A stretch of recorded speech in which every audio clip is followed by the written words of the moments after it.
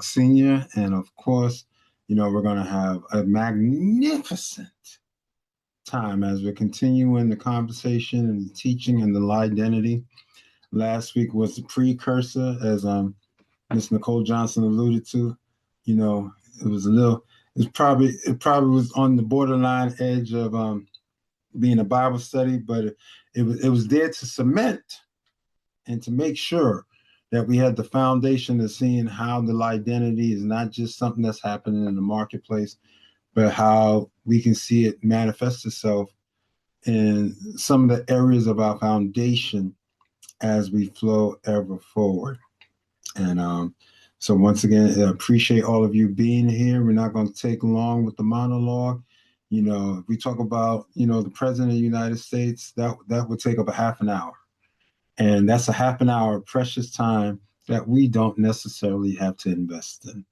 But we see the stuff that's going on. We're thankful that another country has the ability to tell our president not to bomb somebody else. And now all of a sudden I believe there's an extension happening. So, there are other more adults are in the room. So we thank God for the other adults. It seems like the person that's supposed to be the adult, that's supposed to be, how should I say, a representative for the free world is not doing that. So we thank God for diplomacy. We thank God for understanding. We thank God for wisdom. And if we went through all the stuff that he keeps putting his foot in his mouth, like I said, it'll take a half an hour at a time, and that's not worth the time. So once again, I'd rather thank the individuals and members of the Comeback Collective Circle who are already here in the building, like Mr. Franklin, Mr. Sampson, Mr. Richards, of course, the co-host with the mostest right now, until Dr. Cheryl Clarke jumps on in, because I know she has some other stuff that's pressing that we got going on. So, we're going to have a great old time. We're going to have a great old time here today. And the more people come in, either myself or Miss Johnson will let them in. So, without further ado, let us start sharing. Hopefully, we've gotten a little bit better at this. We shall see. Let's see. Share sound. Don't share the Zoom window. No. Okay. Let's see. And I know Miss Johnson will be the barometer. Let me know if we've gotten a little bit better at this, because the past couple of weeks we've had some interesting spaces and places when we start sharing stuff, and then things start getting a little funky. Okay, what's going on here? Okay.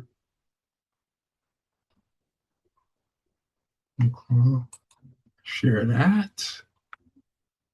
Why I can't see the bottom of my screen? What is going on? Is it me? Is it him or me? As the song, one of the songs I was playing earlier? Why I can't see the bottom of my... Okay, let's X out of this. Let's try this again. Maybe if I X out of this, maybe that'll help. Okay, share. There we go. No, it wasn't bugging out.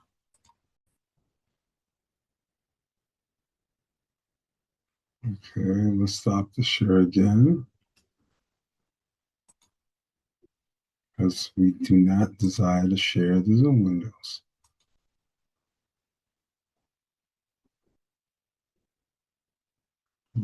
Okay, we should be hopefully better.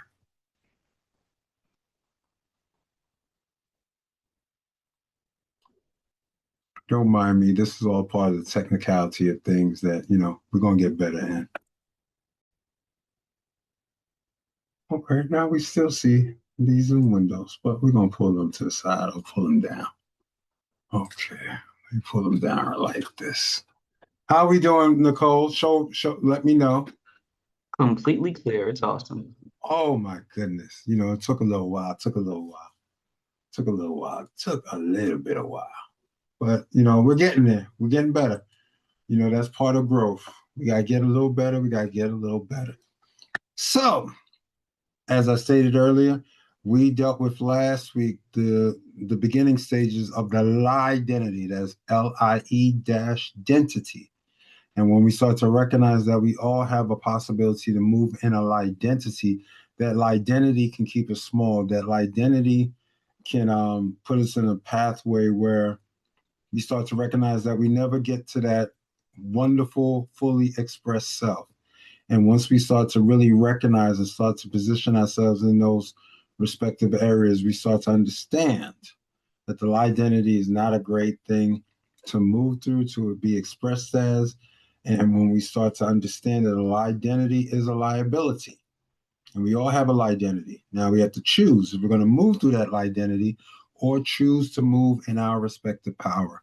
And when we start to make the appropriate choice, we start to see things start to manifest.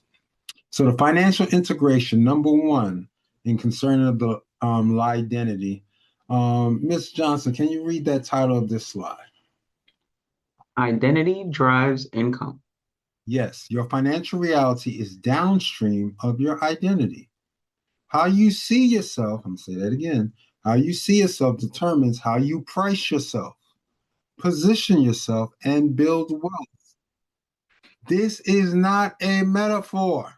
It is economic reality. I'll say it again. This is not a metaphor. It is economic reality. And when we start to understand that the respective identity that we move through, let me take a sip. The respective identity that we move through is going to drive how people see us. It's going to be the commonplace covering of how we position ourselves in the marketplace. Are you making enough money? Are you undercutting yourself? Are you selling yourself short? All of those aspects are parts of the lie identity. And when we start to recognize that, depending upon how you see yourself, is how much money you're going to make. I know when I think of Mr. Sampson, as he is, I always say that when he comes on, he's the Jay-Z of funeral home directors, and there's a reason why you say that. As we can see, Mr. Sean Carter is about to have some concerts here in the New York City area to celebrate, some of his past achievements, and some of those things were sold out in minutes. Some of those shows had queues of hundreds of thousands of people in queue to buy a ticket. Now, there's not going to be 300,000 tickets, but your number online is like 800 and some thousand. That shows a level of identity that can drive a particular person's income. And the relevant sense of understanding, what you offer based upon, supply and demand, you can generate a certain number. And the reason why I bring Mr. Sampson as an example is anytime you see him at one of those home goings or one of those celebrations of life, not only is he impeccably dressed, but then he makes sure his staff is impeccably dressed. When you look at the respective vehicles, the vehicles are appointed and anointed and everything else. Everything it becomes a space of recognizing, regardless of you felt that you're circulating these dollars towards his direction, may be considered towards regardless of its middle or high end, but it's worth the penny. Because what he's presenting, he's not presenting to you some, Ghostbusters, machine that, looks like it's dusty and, tail light is falling off and all this other stuff. No. You are getting an experience based upon the fact that they're respecting your loved one and they're respecting the fact that you chose their particular space and place. So you start to recognize how identity works. The same thing when I look at my wife. My wife enters into certain rooms now. It's like the other day. And she'll probably expound upon that a little bit more, but she went into a room the other day and she thought she was going there to do one thing.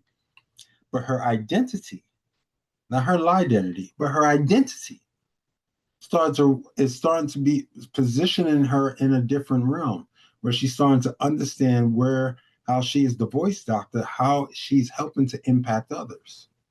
And it went from, I'm just going to be sitting here in the back, I'm just going to be sitting here and I'll just put some books on the table. It's like, no, wait a minute. You're sort of like, generating a space. We need you up here. You're speaking. This and that. I was like, whoa. And I know initially for her, it was like, wait a minute, this is a little bit, I'm taken aback by it. But you start to understand the more and more that you build and generate your identity, the more and more that you start to manifest the possibilities that sometimes you're either looking for or even the universe knows that you deserve. And you're dispelling the lie-identity. You're keeping the lie-identity at bay. Because the lie-identity is going to find a way to work with ego, it's going to work with fear, it's going to work with all those things to try to pop itself back up. I'm like, no, go back in the corner, play small. Don't achieve, don't make the necessary investments, don't continue to educate yourself. No, you're okay where you're at. That's the identity. But then when your identity, your true identity starts to supersede that, and as it continues to grow and evolve, you start to recognize, no, I'm investing in this. We're making sure this is that. The people offer this. We make sure that they get what they're supposed to get. And this, and the third, we keep our word and blah, blah, blah, blah, blah, blah, blah. And now you're generating a newer and more relevant vibration. So before I go into asking other individuals to chime in about this slide, let us go into the 3 parts that makes up what can drive your income. Some people can have an employee mindset. That means they're only thinking in survival mode. How do I keep what I have? Income is capped by someone else's ceiling. That means regardless of how great you are, you're only going to go but so far. That's with any employee. Now, of course, you can be working for someone and they're choosing to say, oh, we'll throw you a bonus here and there, and that's nice. But it's still showing a level of a cap at the capacity of how much earning potential that you can make. That's when you have an employee mindset. Now, we're not making employee mindset wrong. None of these things are necessarily wrong, good, better than the other. You're choosing your identity. You're choosing who you're choosing to be. So if the employee mindset is something that you rock out with, we'll dance along with you. I know that's not mine, but that doesn't mean we cannot respect someone else's mindset. Regardless of we agree with it, disagree with it, or it's just not my cup of tea. It is okay. So that's the employee mindset. Now, we're going to owner mindset. We start to think about structure. How do I build systems? Income grows beyond your personal hours. Now, when you have an owner mindset, you start to recognize, even if you're still, say, in a career working for someone else, when you're moving as an owner, you start to recognize if you're willing to give 9 to 5, a 9 to 6, a 10 to 6 to someone else, you figure out to at least give yourself 6 p.m. to 10 p.m. Or maybe it could be 6 p.m. to 11 p.m. Or maybe if you work till 5 o'clock and get home by 5:30, you give yourself 5:30 to 9:30. And why would you say that, Dr. Clarke? Because now as an owner, you're recognizing, okay, I'm taking my income, which is over here, as an employee, and I'm starting to transform it. So eventually I'm starting to build structures around me that's going to allow me to build the systems that can have the capacity to one day, if I can replace what I'm getting as an employee, then all of a sudden I start to move into a different realm. And then if I take those same hours I used to give to someone else to build them up and start utilizing those same hours for myself, then you have a growth potential exponentially. And then finally, we have a steward mindset. You start to think about multiplication at so many different levels. That identity is not keeping you small, talking about addition and subtraction and just standing there and 1 + 1 = 2. No, no, no, no, no. Now you're dealing in exponents, dealing in integers. You're dealing in those areas where you're now recognize, like, wait a minute, now I'm talking about building legacy. That's when you're stewarding.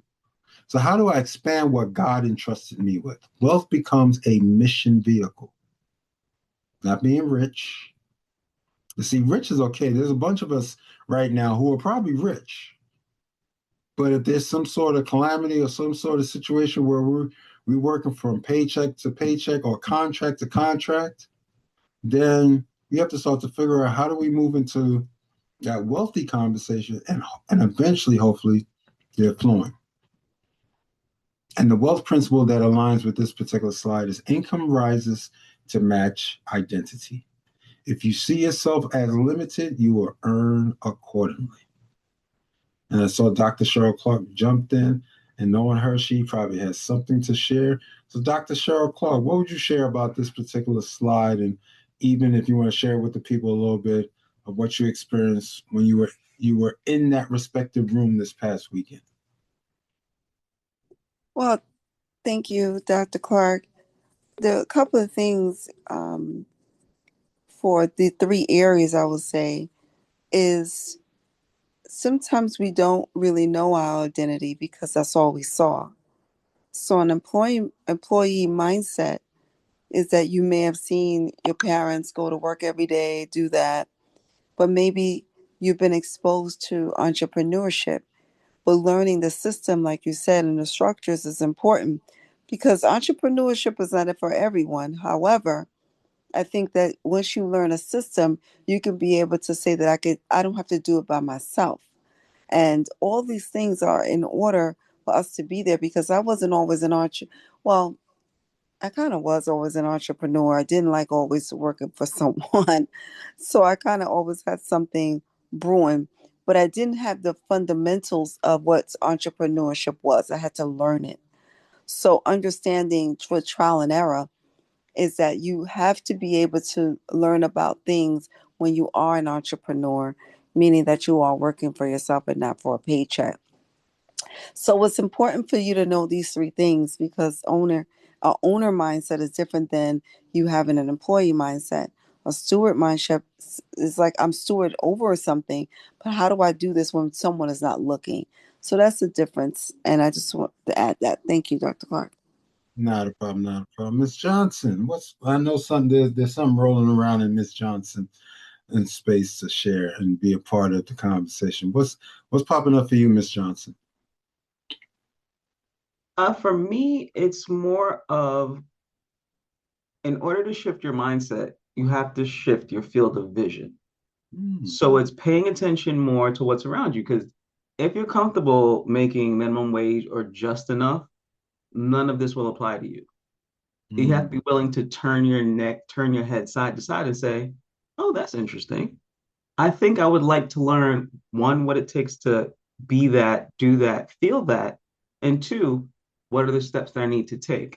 So it's about first step, adjusting your field of vision to see the possibilities for you to even realize, hmm, maybe I am missing something. And I'm complete. Thank you for that. Anything's popping up for you, Mr. Sampson? As an entrepreneur and going into the endeavors that you move through? Anything popping up for you? Yes, just in recent years, moving from the owner mindset to the steward mindset. After you get a certain level of, structure and the systems become more ordinary and regular to you, then your mind starts looking for something bigger and more. And that's when the stewardship comes over and you start putting people in place to manage. And I had to teach myself to stop micromanaging and allow others to, take certain roles over so that I can move on to the stewardship and the multiplication level. So I'm complete. Thank you for that. Thank you for that. And so, one of the things I remember being, and I have to give Reverend I credit for that. He said, I remember when he was alive, he said, you cannot lose with the stuff I use. And money is a high class woman. She only goes where she's respected. And so you start to think about it. Why did he personify money? He didn't put money above God. He didn't say that money was better than God and you're supposed to worship money because that's where, even if we used to throw a little scripture in there, or a little biblical thought in there, we start to recognize the love of money is the root of all evil, not the acquiring of it, not the ability to use your identity to, wait a minute, generate in a space that's, wait a minute, I'm having all this resources and abundance coming in my direction. And that's why I remember when he used to say another thing. He says, curse not the rich, because then you won't be like one of us. And you would sit there and laugh until you went home and you were like, wait a minute, I'm really getting what he's saying. Because sometimes we can be where Dr. Cheryl says, the only thing I saw was someone who's always in survival mode. That's all they knew. And then after a while, you start to make a definitive declaration or decision or decree within yourself to say, okay, is this the type of life that you desire to live through? Do you desire to be in a space where you're always, borrowing from Peter to pay Paul and then don't have the money for Paul? Like, what are we doing? That's not living. That's still living under some sort of slavery type of mentality. It's like, okay, I'm always borrowing. I'm always borrowing. I'm looking to borrow some more. Okay, have you started paying back any of this stuff? No, not really, but I need to borrow. It's like, what's going on with the resources that touches your hand? Well, it was there and then it wasn't. Okay, let's look at that. Let's look at your identity. Now we don't even have to start looking at what the resources are. Now we have to really look at you as an individual and start to recognize that, okay, now we have to start to work with you in regards to why is money disappearing anytime it touches your hand? Why there isn't a capacity of growth? What is going on in your identity, which is driving all of these relevant decisions around you, which may be playing you small? Not just that you're doing it on purpose. Because I don't believe anyone purposefully says, oh, I desire to move through a poverty mindset. No. After a while, we may have been all exposed to some level of that. And then we all had to make the reticent decision within ourselves to say, wait a minute, that doesn't agree with me, or I don't agree with it. If I don't agree with it, then what am I going to do about it? And then as we've all started to make the relevant choices and decisions to be like, okay, these are the things I'm going to do about it so I can be even better, that's what potentially can happen. So as we start to move on to the next slide, we're going to move on to the next slide. Amen. This is financial warning. And I apologize that, oh, okay. I apologize, I think the bottom line, the sobering truth got cut off a little bit. But the economic danger of a lie-identity. I'm going to ask Ms. Johnson if you can read the sub paragraph underneath the title. A distorted self-image does not stay in your head. It shows up in your bank account. The lie-identity produces predictable, measurable financial self-sabotage. Now think about that. A distorted self-image. So now, I'm going to borrow a little bit from Dr. Cheryl Clarke. For those of you, as I'm borrowing this, she does this each and every Tuesday morning, 8 a.m. Eastern Standard Time. You can go to her channel, Dr. Cheryl Clarke, on YouTube. Sign up, because if I'm not mistaken, she already has the link up for next week, where you can join her via YouTube Live each and every Tuesday morning. She does some mirror work. You start to recognize there are times where you got to speak to that inner me. And you heard me say inner me, even though inner me can sound like enemy. Sometimes she pulls out that mirror and she starts talking to those young ladies. And sometimes you got to look in the mirror. If you're speaking your power, or you're getting your voice back, or you're getting all these other relevant parts that are workable in the long term, it's like, wait a minute. I better speak life into myself. What is the image that I have of myself? And if I'm the one who's distorting it, then it's going to show up everywhere. And if it's showing up in your bank account, you say, my bank account ain't right. Why is your bank account ain't right? Your bank account ain't right because of your self-image. Now, as you continue to build and rebuild, and it's a daily work. It's not something, I'm going to be powerful today and I'm going to just be, weak the other days. No. We can start throwing out a bunch of different individuals who are alive at this particular moment who are highly successful. And you recognize part of it is consistency. They may not win every day, but they're consistent every day. There will be down days. There will be up days. There may be some extreme up days. There may be some days that are like, oh my goodness, what is going on? Are we going into the pits of hell? But there's a difference. Even when you experience some of those wild extremes, you're starting to understand that if you're staying consistent at it, the net average is going to produce a result which you can be benefiting from for the long term. So the way that we see ourselves is so important. Here are some of the economic dangers of a lie-identity. See which one of these you may have played in, and we probably all have, but see where hopefully you may be playing in right now. You could be. Are you undercharging? Pricing your service below their true kingdom value because you don't believe you're worth more? I remember one of the mentors that we have, And I remember he was working with Dr. Cheryl Clarke at one particular point. And not only her, it was particular individuals in a respective cohort. And we were getting exposed to some areas that were enhancing what we already know, not giving us a new thought, but just enhancing what we knew. And I never forget. And I'll open up the floor for Dr. Cheryl to say, but Dr. Cheryl, what was that mirror technique that you had to work on, and what is it that you had to say to yourself at that particular moment? I had to work with my fees that I was charging as a psychotherapist, and my fees were way too low, and I had to go in the mirror and them saying, well, who told you that you only had to charge this? And I was like, well, the industry. Well, if you're in your private practice, then you should be able to charge what you desire. So I had to go practice $175. Well, no, $250, I think it was. Mm-hmm. I think I was charging $150. So I had to practice $250, $250 in the mirror, $250.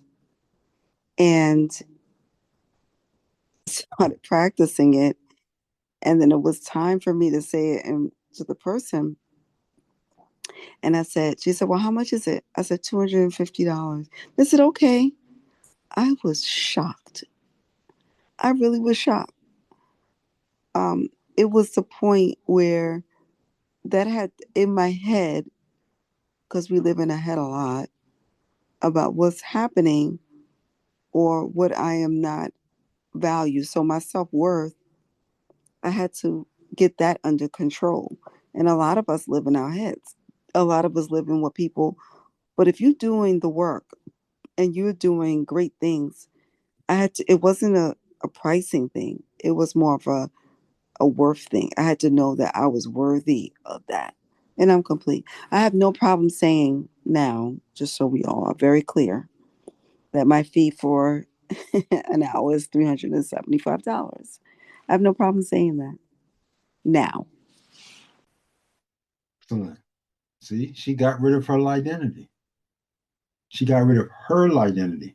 But I'll be the first one to say there have been times I may have undercharged and stuff like that. So this is not a Dr. Cheryl Clarke thing. This is all of us. We've all probably done it. It's like, wait a minute, did you play yourself small? Did you get caught up in the identity? They won't afford it. They won't pay for that. This, that, and the third. It's just like we joked about it, like when certain artists are on tour. And people say, they won't circulate their resources over here, but they got enough to afford a ticket for that concert.